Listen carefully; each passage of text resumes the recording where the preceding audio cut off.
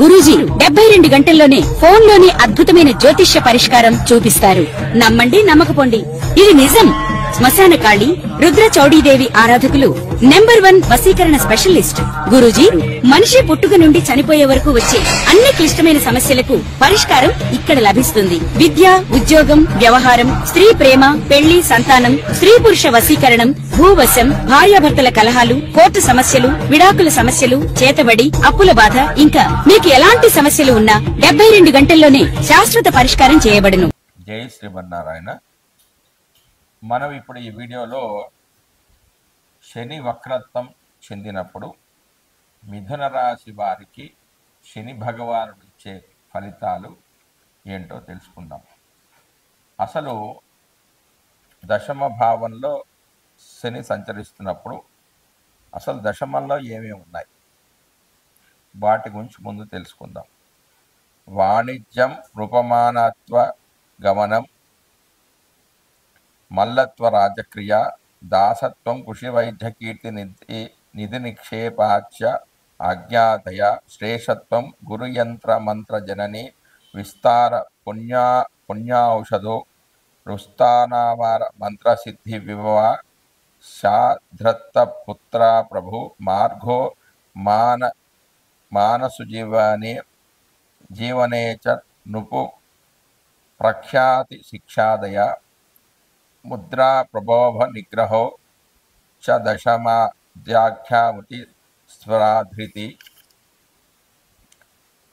అంటే వ్యాపారం, రాజగౌరవం, అశ్వగమనం, శరీర బలము, రాజకార్యాలు, గొప్పతనము, గురువు, యంత్రాలు, మంత్రాలు, తల్లి, విస్తృత పుణ్యకార్యాలు, ఔషధులు, తొడలు, మంత్రసిద్ధి, వైభవం, పెంపుడు కొడుకు, రాజు, మార్గం, గౌరవం, సుఖజీవనము, రాజుల వద్ద ప్రఖ్యాతి, శిక్షాధికారము, ఇతరులపై దయ చూపడము, ముద్రాధికారము, ప్రాభవము, నిగ్రహము, ఆజ్ఞాపించడం, బుద్ధి అనే అంశాలు దశభావంలో పరిశీలించాలి. దశమానికి సహజ రాశిచక్రంలో దశమం అంటే కర్మస్థానం. ఈ కర్మస్థానానికి అధిపతి శని. అంటే మకర, కుంభాలు మామూలుగా సహజ రాశిచక్రంలో దశ అంటే లాభానికి మరియు కర్మకు కారకుడు కూడా శని భగవానుడే. అంటే గోచారిత్యా 10వ స్థానంలో సంచరిస్తున్న శని భగవానుడు అంత మంచి ఫలితాలు ఇవ్వడు. అంటే పాపగ్రహాలు ఎప్పుడు కూడా 3, 6, 11 స్థానాల్లో మాత్రమే శుభ ఫలితాలను కలుగజేస్తారు.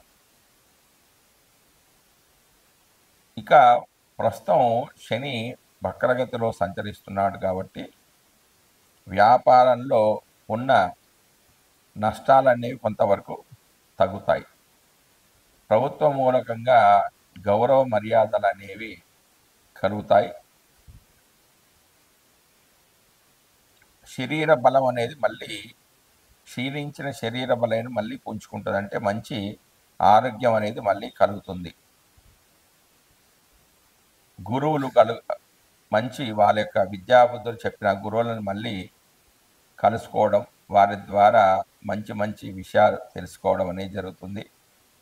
విస్తృతమైన పుణ్యకార్యాలు కూడా చేస్తారంటే యాత్రలకు వెళ్ళడం, పుణ్యక్షేత్రాలు సందర్శించుకోవడం వంటివి కూడా జరుగుతూ ఉంటుంది. వ్యాపారంలో కానీ, వృత్తిలో కానీ, సొంత వ్యాపారంలో కానీ ఇంతకుముందు రుజుమార్గంలో ఉన్న నష్టాలు అనేవి కొంచెం తగ్గుతాయి. నష్టాలకు కారణం ఏమిటి అనేది మళ్ళీ మళ్ళీ ఆలోచించుకుంటూ ఉంటారు. ఏ విధంగా వ్యాపారం చేస్తే లాభాలు ఉంటాయి, తన కింద వాళ్ళతో కానీ పైన వాళ్ళతో కానీ ఎలా మాట్లాడాలి అనేది కూడా ఉంటుంది. అంటే ఉద్యోగ స్థానంలో కానీ వ్యాపార స్థానంలో కానీ తన తోటి వాళ్ళతో కానీ పై వాళ్ళతో కానీ ఎలా మాట్లాడాలి అనేది తిరిగి ఆలోచించుకుంటూ ఉంటారు. అంటే శని వక్రగతిలో సంచరిస్తున్నప్పుడు కొంచెం నిగ్రహము, ఓపిక అనేది అలవాటు చేసుకుంటూ ఉంటారు. దాని ద్వారా నష్టాల బారిన పడకుండా ఉంటారు. సంఘంలో మంచి పేరును సంపాదించుకుంటూ ఉంటారు. జై శ్రీమన్నారాయణ. మనం ఇప్పుడు ఈ వీడియోలో శని వక్రగతిలోకి వెళ్తూ ఉన్నాడు. శని పాపగ్రహం. శని ఇప్పుడు ఎక్కడ ఉన్నాడో మీనరాశిలో ఉన్నాడంటే సమక్షేత్రంలో ఉన్నాడు. సమక్షేత్రం అంటే గురువు శనిలు ఒకరికొకరు సములు, మిత్రులు కాదు, అటు శత్రువులు కాదు, అంటే సమానత్వం అనేది ఉంటుంది.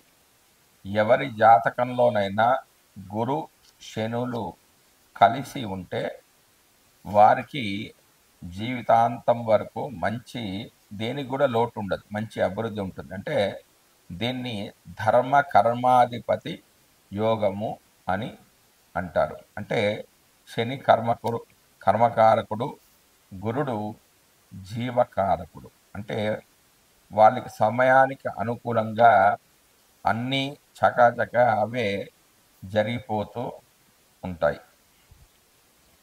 ఇక ప్రస్తుతం మనం మన టాపిక్లో చూసినట్లయితే మేషరాశి వారికి శని వక్రగతిలో సంచారం చేయడం ద్వారా ఫలితాలు ఏ విధంగా ఉంటాయంటే, గోచారిత్యా మేషరాశి వారికి శని 12వ స్థానంలో సంచరిస్తూ ఉన్నాడు. 12వ స్థానం అంటే ఇది ఏలినాటి శనిలో మొదటిది. అంటే 12వ స్థానం, 1వ స్థానం, 2వ స్థానం, ఈ మూడింటిని కలిపి ఏలినాటి శని అంటారు. అంటే ఒక్కొక్క రాశిలో 2.5 సంవత్సరాలు ఉంటాడు. 2.5 ఇంటూ 3 7.5 సంవత్సరాలు ఏలినాటి శని అంటారు. అంటే ఇది ప్రథమ భాగం. ఇందులో మామూలుగా ద్వాదశంలో ఉన్న ఏమి ఉన్నాయి, ద్వాదశ భాగంలో 12లో ఏముంది? నిద్రాభంగ మనోవ్యధేంద్రయుగలం, శత్రోర్భయం బంధనం, పీడాముక్తి, రుణ ప్రమోషణ, గజాశ్వ పిత్రార్విత్తారిపు, స్వర్గారోహణ, వామనేత్రజన,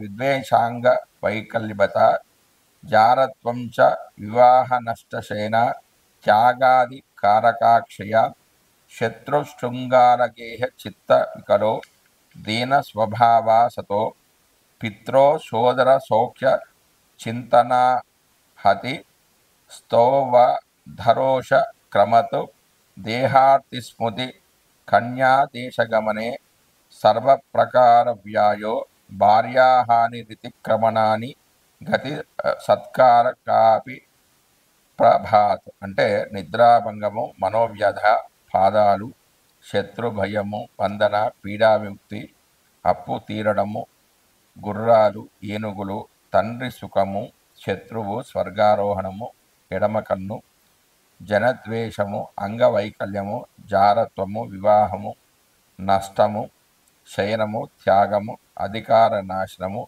శత్రువు యొక్క కారాగృహంలో ఉండడము, చిత్త వైకల్యము, దీన స్వభావం, చెడ్డ స్వభావం, తండ్రి సోదరుడు అంటే దశమా తృతీయం అయినందువల్ల సుఖం కోసం ఆలోచించడం, సౌఖ్య నాశనం, సౌఖ్యం కోసం బాధించడం, కోపం తెచ్చుకోవడం, దేహ సౌఖ్య లోపించడం, మృతి, ఇతర దేశాలకి వెళ్ళడం, అన్ని విధాల ఖర్చులు, భార్యాహాని అనేవి 12వ భావంలో ఉన్నాయి. అంటే వీటికి సంబంధించిన బాధలు అన్నవి జాతకుడు పొందుతూ ఉంటాడు. కానీ శని వక్రించడం వల్ల తన యొక్క బలాన్ని కొంత కోల్పోవడం వల్ల వీరికి మళ్ళీ రుజుగతిలోకి వచ్చేంత కాలం శని వీటి మీద ప్రభావం అనేది చాలా తక్కువగా ఉంటుంది. అంటే ఖర్చులు తగ్గుతాయి. ఏదైనా ఖర్చులు చేసేటప్పుడు దీనికి ఖర్చు పెట్టడం అవసరమా కాదా అని బాగా ఆలోచిస్తూ ఉంటారు.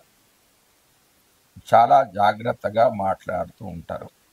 ఇతరులతో సంభాషించేటప్పుడు కూడా అంటే వీరు వీరు మంచివారా కాదా, వీరితోని సంబంధాలు పెట్టుకోవడం వల్ల మంచి జరుగుతుందా చెడు జరుగుతుందా అనేది ఆలోచిస్తుంటారు.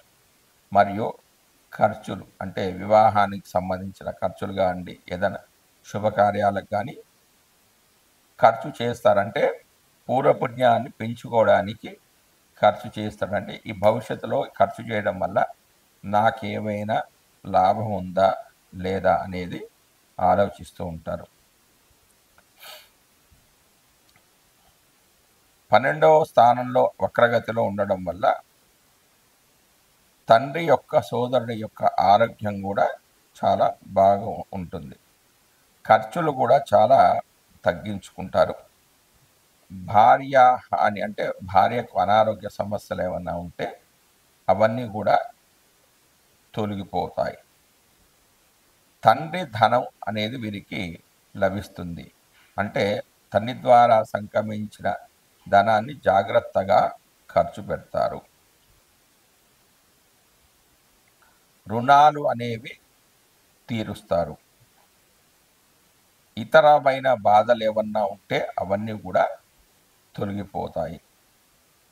మనోవ్యధ అనేది కొంచెం తగ్గుతూ ఉంటుంది. అంటే మామూలుగా రుజుమార్గంలో పయనిస్తున్న శని అనేక బాధలు కలిగజేస్తాడు. కానీ ప్రస్తుతం వక్రగతిలో శని సంచారం వల్ల వీళ్ళకి మనోబాధలు అనేవి వాటి నుంచి కొంత ఉపశమనం అనేది వీరికి లభిస్తూ ఉంటుంది. నిద్రాభంగం అనేది కూడా ద్వాదశంలోనే ఉంది కాబట్టి వీరికి నిద్రాభంగం అలాంటి సమస్యలు కూడా తొలగిపోతాయి. శత్రు భయం అంటే శత్రువుల నుంచి ఇంతకుముందు భయాన్ని పొందిన వారు ఆ భయం అనేది కూడా కొంచెం తగ్గిపోతూ ఉంటుంది. ధన నష్టం అంటే ధనం అనేది ఖర్చు అంటే బాగా ఆలోచించి ద్రవ్యాన్ని ఖర్చు చేస్తారు కాబట్టి ఎక్కువగా ఖర్చు కాకుండా ఉంటుంది. దేహ సౌఖ్యం లోపించడం అంటే విపరీతమైన ఆలోచన వల్లనే ఆరోగ్యం అనేది పాడైపోతుంది. అంటే ఇక్కడ వక్రగతిలో శని సంచారం వల్ల కొంచెం సరైన ఆలోచనలు తీసుకోవడం వల్ల ఆరోగ్యం కూడా మెరుగుపడే అవకాశాలు ఉన్నాయి. ఇప్పుడు నేను చెప్పబోయేది శాంతి రెమెడీస్ అన్నమాట. ఇవి శాంతి పరిహారాలు, గ్రహ శాంతి పరిహారాలు అంటారు వీటిని. శని దోషహారిగా ఉన్నప్పుడు వాళ్ళ ఉద్యోగంలో గాను వ్యాపారంలో కూడా అనేక ఇబ్బందులు ఉన్నప్పుడు, శని వల్ల ఇబ్బందులు ఎదుర్కొన్నప్పుడు చేసుకోవాల్సిన పరిహార మార్గాలు ఏంటంటే శని దోష పరిహారానికై ఆంజనేయ స్వామి ఆలయాన్ని సందర్శించండి, లేకపోతే శివాలయానికి సందర్శించండి. ఏకాదశి సోమవారం ఏకాదశి కానీ సోమవారం కానీ ఆరుద్ర నక్షత్రం రోజు కానీ మాస శివరాత్రి రోజు కానీ రుద్రాభిషేకాన్ని చేసుకుంటూ ఉండండి. వీలైతే ప్రతి సోమవారం కూడా రుద్రాభిషేకం అనేది చేసుకుంటూ ఉండండి.